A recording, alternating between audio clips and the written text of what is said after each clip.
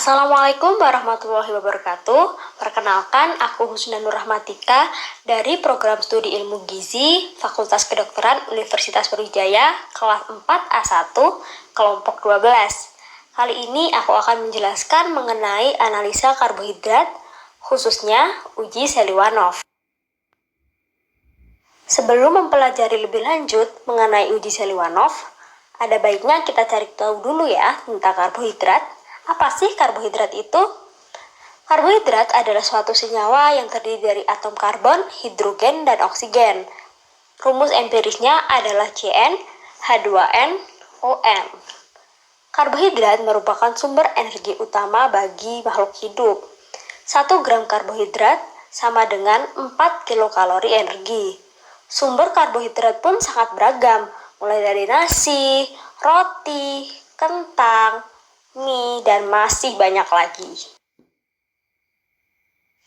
Secara garis besar, karbohidrat diklasifikasikan menjadi 3 golongan, yaitu monosakarida, disakarida, dan polisakarida. Monosakarida adalah bentuk karbohidrat yang paling sederhana.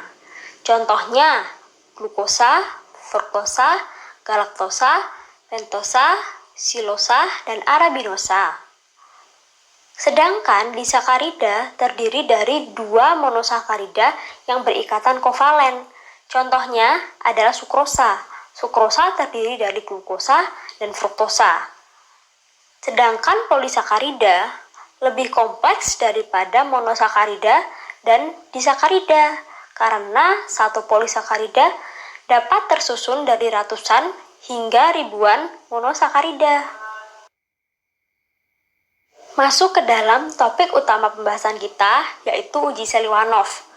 Uji Seliwanov merupakan salah satu uji kualitatif untuk mengidentifikasi adanya sukrosa ataupun fruktosa dalam suatu bahan.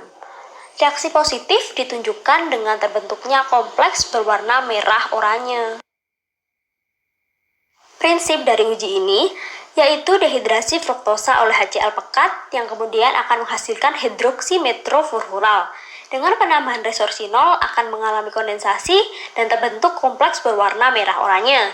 Jika gula memiliki gugus keton disebut dengan ketosa, sedangkan gula yang memiliki gugus aldehid disebut dengan aldosa. Saat dipanaskan, ketosa akan lebih mudah terdehidrasi daripada aldosa, sehingga ketosa dapat menunjukkan reaksi positif dengan membentuk kompleks berwarna merah oranye. Pada dasarnya, gugus keton terdapat pada fruktosa. Lalu, mengapa sukrosa juga menghasilkan reaksi positif? Hal itu terjadi karena sukrosa terdiri dari glukosa dan fruktosa. Bahan yang digunakan dalam metode ini antara lain HCl pekat, resorsinol 0,5%, dan juga aquades.